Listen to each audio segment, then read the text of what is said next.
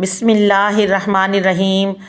زوجہ رسول سیدہ ام حبیبہ رضی اللہ تعالیٰ عنہ سے روایت ہے کہ نبی کریم صلی اللہ علیہ وآلہ وسلم نے فرمایا، جو مسلمان بندہ اچھی طرح وضو کرتا ہے پھر ایک دن اور رات میں اللہ تعالیٰ کے لیے فرض نماز کے علاوہ 12 رکعات نماز پڑھتا ہے، اس کے لیے جنت میں 10 گھر بنا دیا جاتا ہے، یا اللہ تعالیٰ اس کے لیے جنت میں گھر بنا دیتا ہے۔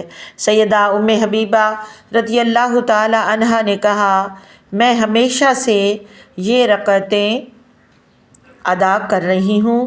سند کے راوی عمر کہتے ہیں، میں بھی حدیث پڑھنے کے بعد ان رکعتوں کو پڑھ رہا ہوں۔ سند کے ایک اور راوی نعمان کہتے ہیں، میں بھی یہ رکعتیں ہمیشہ سے پڑھ رہا ہوں۔